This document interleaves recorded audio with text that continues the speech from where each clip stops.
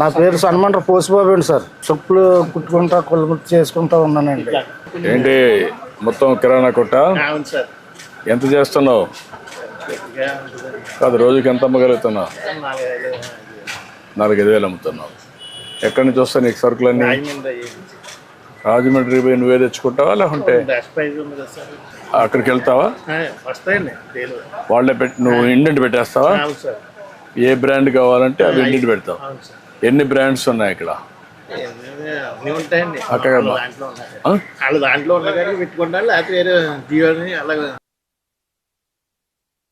కాదు, నీకు door delivery ఇస్తున్నారు, ఇక్కడికి వస్తున్నారు కదా, ఇస్తున్నారు. ఎన్ని బ్రాండ్స్ ఉన్నాయి అంటే ఎన్ని వెరైటీస్ ఉన్నాయి? దాంట్లో 3-4 ఉంటాయి కదా.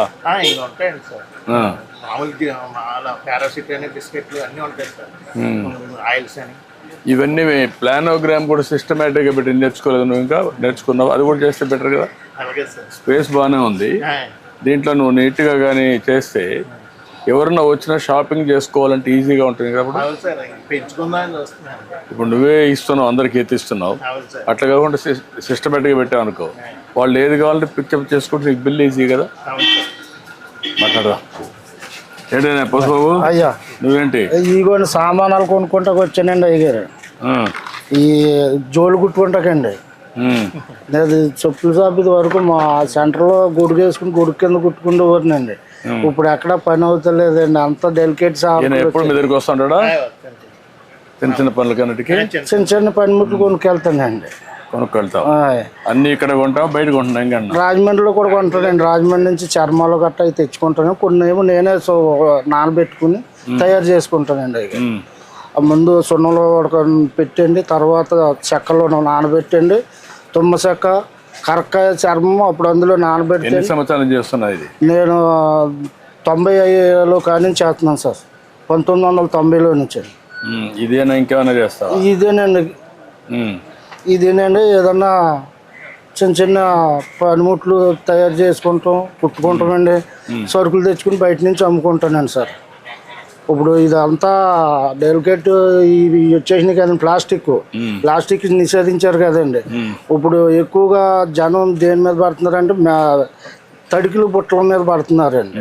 ఆ బుట్టలు తెచ్చుకుని రాజమండ్రిలో ఒకళ్ళు తయారు చేసి ఇస్తారండి మేదర్లో. అవి కూడా అమ్ముతావా? అవి కూడా అమ్ముతానండి సార్. బుట్టలు ఫ్లవర్స్లో పెట్టుకుండే ఇవన్నీ కూడా అమ్ముతాను సార్. అక్కడ నుంచి తెచ్చుకుని ఒక 20-30 లాభం చూసుకుని అమ్మేసుకుంటాను. మా ఊళ్ళోనండి. నా దగ్గరకు వస్తారండి, ఇంటికి వస్తారండి. ఇంటికి వచ్చి పట్టుకెళ్తారండి. కొంతమంది ఆర్డర్ ఇస్తారండి, జోళ్ళకి ఆర్డర్ ఇస్తారండి. ఆర్డర్ ఇస్తే నేనే తయారు చేసి వాళ్ళకి ఇస్తానండి సార్. డప్పులు కొట్టే వాళ్ళకి ఇది పింఛన్ ఇస్తున్నాం కదా, ఇస్తున్నారండి. ఇప్పుడు ఆ బాబతులోనేనండి అయ్యగారు. ఇది వరకు నాకు 1000 రూపాయలు ఇచ్చారండి మీ పరిపాలనలోనండి. అది ఇప్పుడు 4000 అయిందండి అయ్యగారు. చెప్పులు కుట్టిన కులముట్టి కింద నాకు ఇచ్చారండి మా అయ్యగారు. మీరే ఇచ్చారండి. అది డప్పులు కొట్టే వాళ్ళకి డప్పులు అండి, డప్పులు కొడతానండి. ఇదినండి, ఇది వరకు అంటే చేసుకునేవాడిని అనిపోయినండి. ఇప్పుడు నేను అనారోగ్యం అయిపోయానండి. వయసు నీకు? నాకు 55 సంవత్సరాలండి అయ్యగారు. నాకంటే చిన్నోడే కదా, 20 ఏళ్ళు. మరి తెగుళ్ళు వచ్చాయి కదండి అయ్యారు, తెగుళ్ళు వచ్చాయి కదండి. ఇప్పుడు కాళ్ళు నొప్పులు అండి. కాళ్ళు నొప్పులు కొని తెచ్చుకున్నావు? కాళ్ళు నొప్పులు అండి. మళ్ళీ అక్కడేమో కిడ్నీలో కొంచెం ఏదో ఫాల్ట్ ఉంది అన్నారండి. మొన్న వెళ్ళి వచ్చాను రాజమండ్రి అండి హాస్పిటల్కి. ఏదో అలాగా జీవనోపాధి అలా కడుక్కుంటున్నాను. ఏం చదువుకున్నావు నువ్వు? నేను 3వ తరగతి చదువుకున్నానండి. రా మీ షాప్ చూద్దారా, కొత్త మాట్లాడుకో. డబ్బులు ఎంత ఉన్నాయి గారు? డబ్బులు అండి 80 రూపాయలు.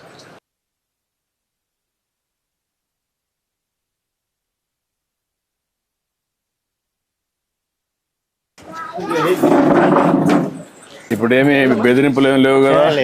వ్యాపారం బాగా జరుగుతుంది కదా? రండి పిల్లలు. ఎంతమంది పిల్లలు? 2 అబ్బాయిలు 1 అమ్మాయి అండి. అందరూ ఈ పని చేస్తారా?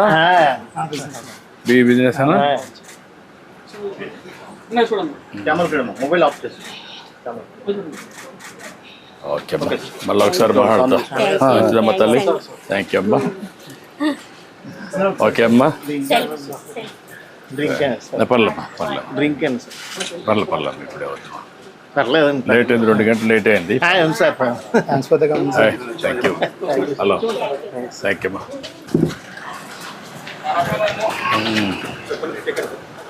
ఈ పక్కకు నువ్వు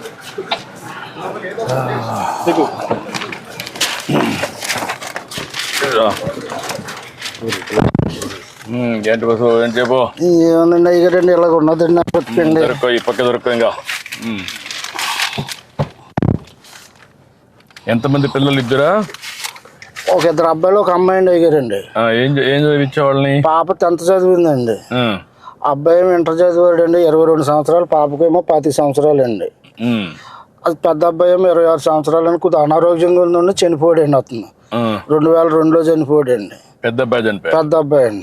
రెండో అబ్బాయి ఇంటర్ చదివాడండి. ఏదో ఫ్యాక్టరీలో చేసుకుంటున్నాడండి, ప్రైవేట్గానండి. ప్రైవేట్ చేస్తా. ఒక 8,000 అలాగే ఇస్తున్నారు. పెళ్ళి అయిందా? లేదండి, 22 సంవత్సరాలు అండి సార్. అచ్చా, ఏం చదువుకున్నాడు వాడు? ఇంటర్ అండి, ఐటీ చదివాడండి. ఇంటర్ ఐటీ చేశాడు. ఇప్పుడు నువ్వు, మీ భార్య, కొడుకు అండి. కూతురు బయట ఉందా? బయట అండి, ఇక్కడేనండి. మా మేనల్డ్కే చేశానండి. మీ మేనల్డ్కి ఏదో దేవుడు ఇచ్చిన మీ పక్కన కూకుంటాకి నేను ఎంత పుణ్యం చేసుకుంటే మీ దగ్గర కూకున్నానండి. లేదు కానీ నేను కూడా నీ విషయాలు తెలుసుకుందామని వచ్చా. నేను ఏంటంటే పేదవాళ్ళకి న్యాయం జరగాలి. అయ్యో, మన పరిపాలన చాలా బాగా చేస్తున్నారండి. అయ్యారు చాలా అభివృద్ధిలోకి చేస్తున్నారండి. ఈ వైఎస్ఆర్ గారి పార్టీ వచ్చాక అడుగట్టుకుపోయిందండి మొత్తం. కొంత ఇబ్బంది పడావు?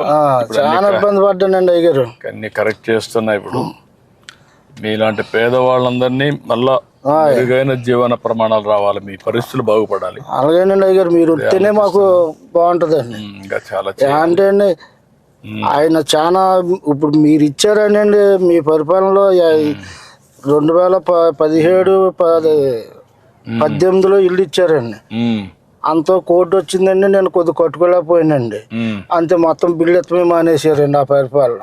ఇప్పుడు ఆ ఇల్లు కూడా పెండింగ్ పడిపోయిందండి. ఏదో తినక అలగలగా గోళ్ళు కట్టుకున్నానండి, పైన ఏడేసుకున్నానండి అయ్యారు. సొంత ఇంటి జాగానది మా నాన్నదండి. అదండి మా నాన్న మా నాన్న కూడా కొనుక్కున్నాడండి.